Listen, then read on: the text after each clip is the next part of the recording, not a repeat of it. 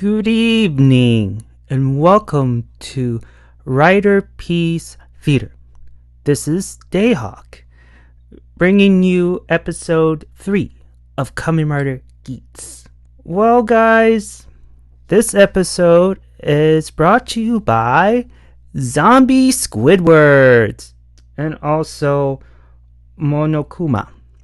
And I'll tell you why.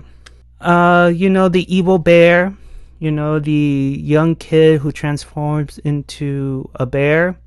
Well, I'm gonna give him a new nickname, Monokuma. And for those who recognize that name, knows where it comes from. And the reason why I gave him that name is what happened in episode 3. And so it begins where Kiwa was doing a video diary documenting what happened in the last episode and maybe even episode 1. We don't know. But he is documenting what happened, and you had Sumori popping out of nowhere telling him that he is not allowed to record or report anything that's going down during the desired tournament. And of course, Kiwa was like, no, I'm just doing a video diary. I'm not going to publish it. I'm just doing a diary. And she's like, all right, as long as you're not going to publish it, send it online, you're fine. If you do, you'll be disqualified and that will be it. And Kiwa, again, was wondering, if I win, is there any way to bring back the contestants that died during, the tournament? And she says, if that's your wish, then it's possible. And Kiwa asked her, whatever happened to Mr. Taira? And she responds with, only the Yamato knows where he is. And my question to you guys is he really dead? Or is he sent to a different realm? Like the Shadow Realm, for example, or something. So I'm confused. So is he dead? Or is his soul gets transported, or his soul gets transported, or his body? We don't know. That's like an interesting answer when she said that. So we have to wait and see. Is he really alive or is he really dead? Next, we move on to Neon. And poor Neon, she was, being told by her mom that you're not gonna stream anymore and you need to follow by my rules. And you can tell poor Neon, she just wants to get out of there so fast. And I understand why her wish for her having a normal life, I can understand where it comes from, because her mom, she is, you could say, a controlling rich mom, where she wants her daughter to, really become a grown-up. When I die, you're going to be the one to take over my place at whatever company I own, whatever. And she assumes that Neon is acting like a kid with these weird streams and trying to escape the Men in Black.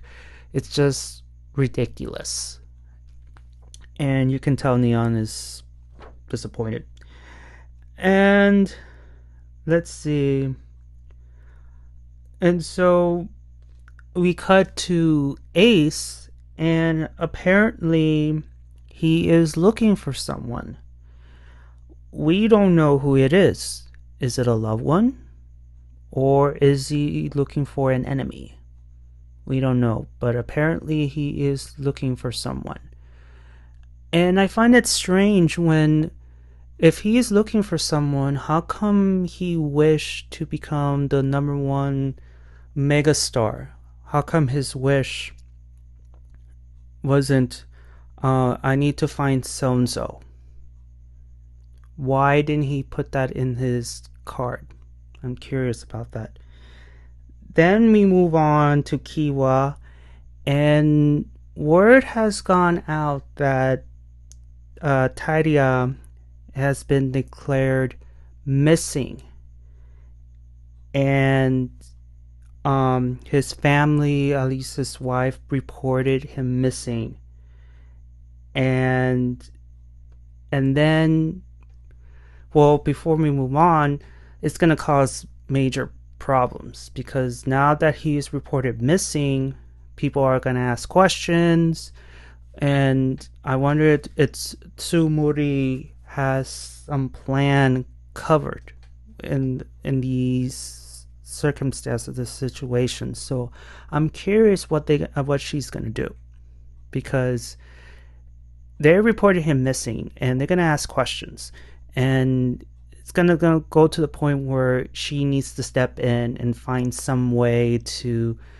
derail them from the center or something, because it's gonna take like how many episodes until he can return. So yeah, you have to think of something, but I'm sure she has something covered. And then we move on to Neon, who tries to escape the Men in Black once again. She is live streaming. This is her 50th attempt to escape. And next thing you know, Ace meets up with her. And then they have this brief talk in some cafe. And then the Men in Black came in and just telling her, yeah, you need to go back. You need to come with us, and you need to go back home. Not until they ask for Ace's autograph. And as he was writing his autograph, he gets a message saying that you need to report to the Temple of Desire. So now the floating Colosseum is known as the Temple of Desire. And then as he turns around to see, like, for Neon, Neon escapes. She just hightailed and ran. That was a funny scene, because as Ace was writing his autograph off screen, she just hightailed and ran. And when Ace realized it, like, oh crap, and then he ends up running, catches up with Neon, and they both teleport themselves to the Temple of Desire. So I assume that was really funny. So all the riders are at the Temple of Desire, and Tsumori is announcing round 2. The zombie round, as I like to call it. The zombie Squidwards. They're gonna be invading the city in 3 waves. You need to survive, of course, within those 3 waves, and plus not have people turn into zombies. And the rider who gets the most points wins, and the lowest will be disqualified. They're out of the tournament. And during this announcement, well, after the announcement, Buffa and Ace had a little bit of a wager, and the wager was, okay, I'm gonna get the most points, and I'm gonna take one of your desire pieces for the driver. And Ace is like, all right, if I win, I will take your zombie piece, and if Buffa wins, he will take Ace's water and some other piece. So a wager and a bet has been made, and they get teleported to some kind of, I think, some kind of like buildings, warehouse. Um, and so the six fight the zombie Squidwards. Kiwa ends up clearing a secret mission where he gets like a box where he gets that piece that he didn't get a chance to use in the last episode due to Ace's, you know, Fox's schemes. Mind you, at the end of the episode, he doesn't use it, so he keeps it. I'll tell you that right now. Neon, on the other hand, she is having trouble fighting the zombies. And when she asks Monokuma for help, he's like, nah, I'm not going to help you. You're my rival. So every rider for his or herself. And you see him sitting there just shooting at zombies.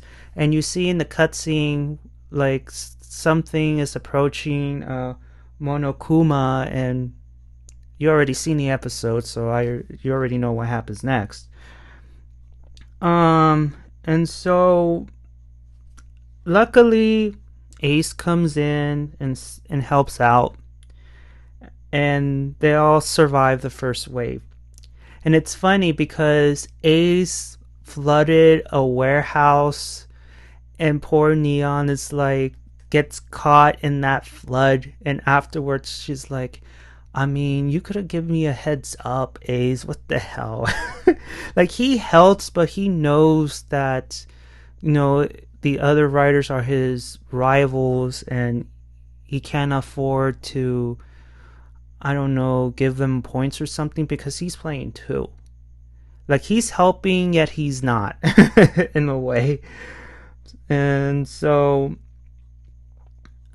they return to the temple. Ace is in first place, while poor Neon is in sixth place so far.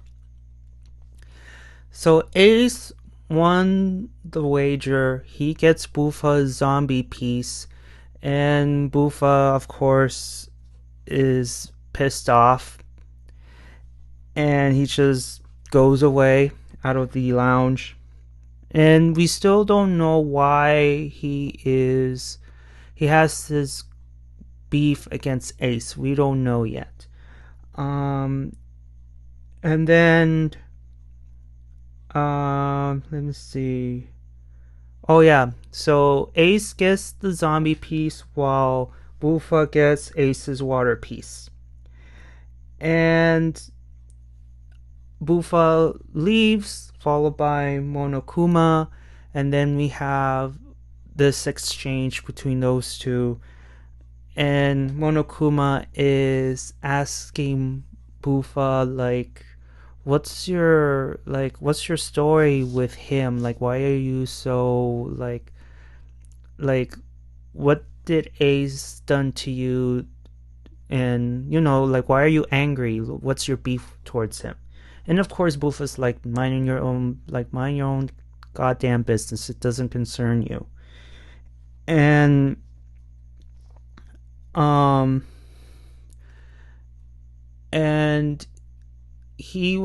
Buffa was also saying, like, shouldn't you be focusing on yourself? Like, why are you talking to me?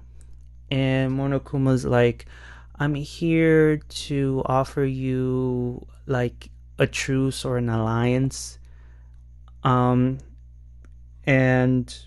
we see like the alliance later on, but Monokuma is offering Buffa an alliance of sort.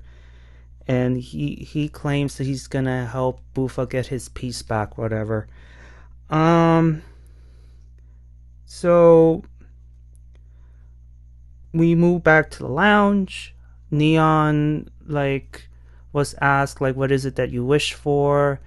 And she claims that she wished for a prince to love her. So she's wishing for love. And she's like, it's only half right. For those who already read her bio a little bit, like I had, she wants to have a normal life. She doesn't want that rich life anymore. she wants to do like everyday normal kid stuff because we've seen a glimpse of her life and it ain't good at all. And she wishes for her life to change. But when she said that she wants love, I mean, that it's only half right, but yet it's not. And Ace was like, "Are you so did you really wish for love?" Like he really wanted to get some answers out of her, but she's like, "Nah, it's a secret. I'm not telling you anything."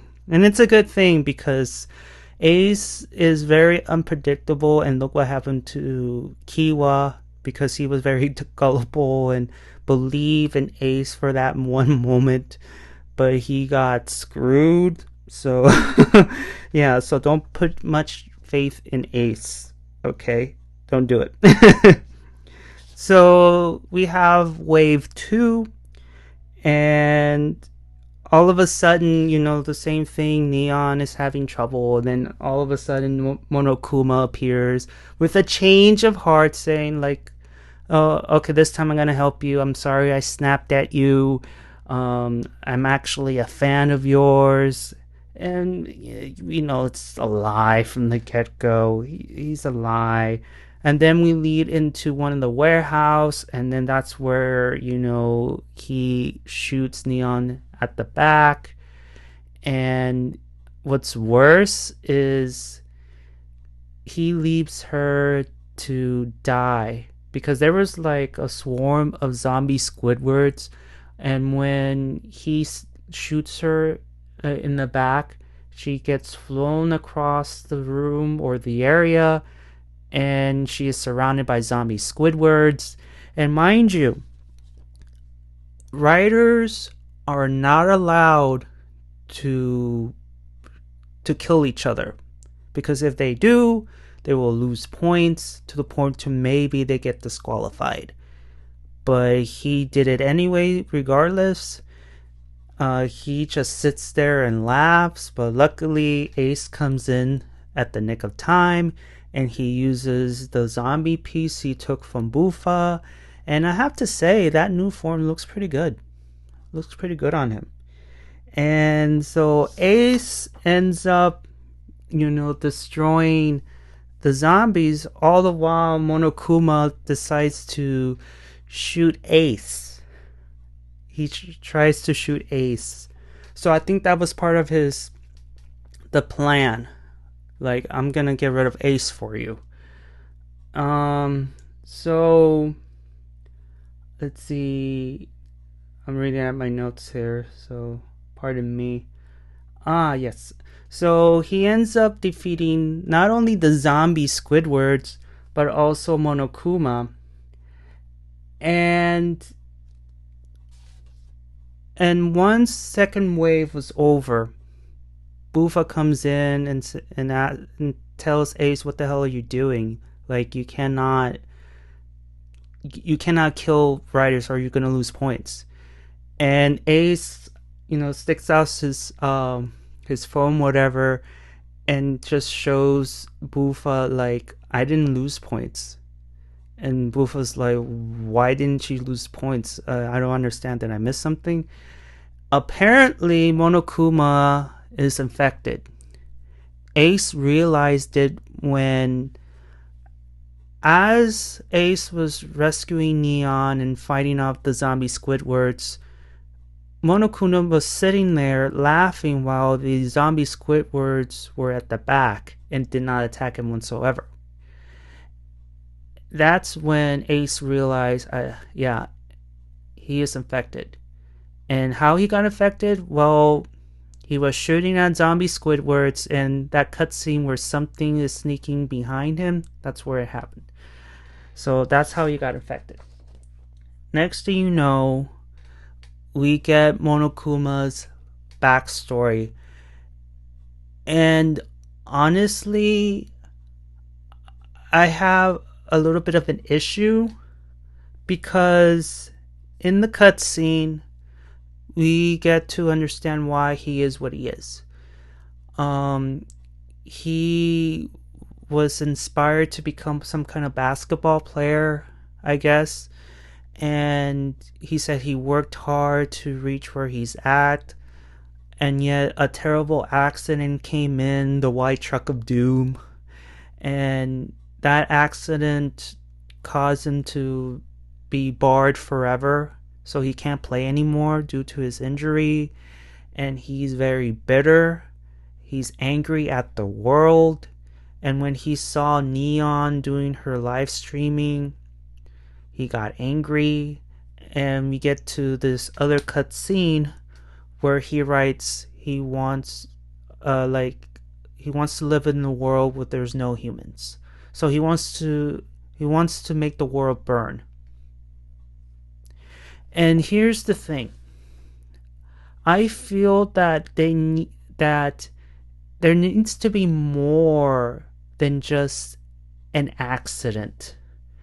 Like, if I want to make the world burn because life is giving me the finger, not only that I got into an accident and I can't do what I want to do, maybe add that my parents are very abusive towards me.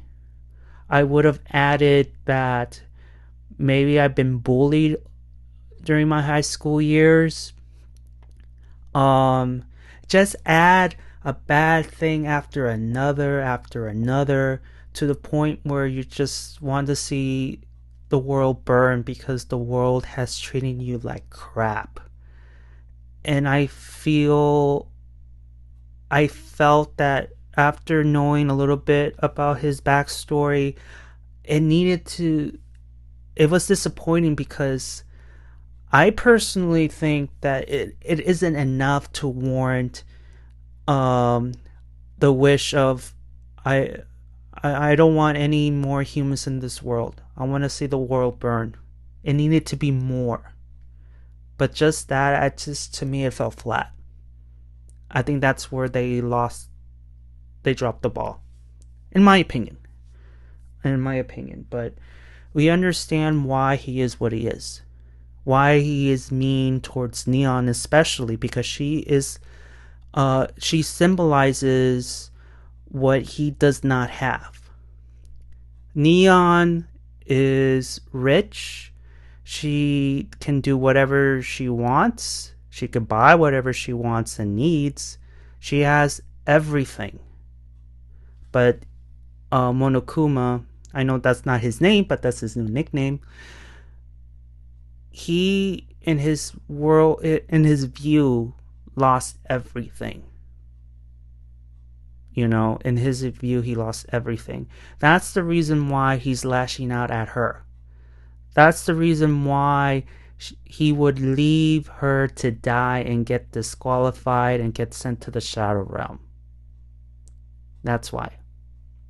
But to me, they dropped the ball because they needed more than just him, losing, not be able to play anymore. They needed to add more, in my opinion.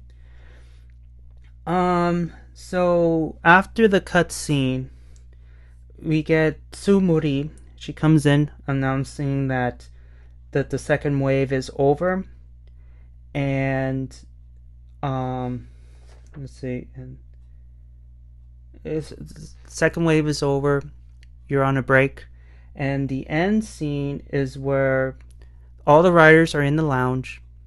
Neon faints,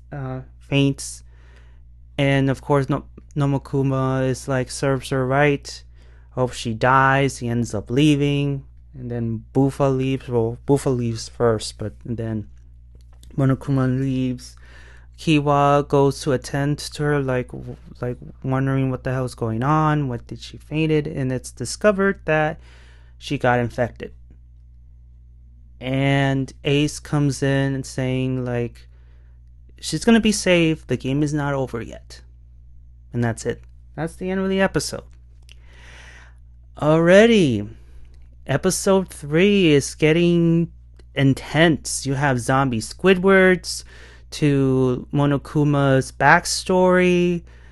The the intense that intense uh, um, rivalry between Ace and Buffa, Kiwa and his discovery that Mr. Taira has been declared missing. It's intense. This episode is intense. And heading into episode 4, we don't know if Neon's going to be still in the game because she's infected. And in the preview, it's almost like she's giving her last words, because she feels that she's not long for this world in this tournament, but she's going to be saved by Ace some way. And we don't know if Monokuma is going to still be around, because remember, he's affected too. And also, remember, the rider that has the lowest points will be disqualified, and he or she will be gone. So, regardless if she gets cured by the virus, she still needs to be like above 6th place in order to continue. So we'll see what happens in episode 4. But my God, Geats is heading to a good start. It's getting to a good start, and I'm eager to see what's gonna happen next. I think that's it, guys. I think that's it. Another great episode. What do you guys think? Do you like the episode? Did you dislike the episode? And if so, what would you change? I'm curious. Other than that, I mean, give a like if you like it, and please subscribe. And if you didn't like this video, thank you so much for listening. And other than that, yeah, I'm a loss for words. Thank you so much for listening. This is Dayhawk, and I'll see you all on the other side of oblivion. Johnny!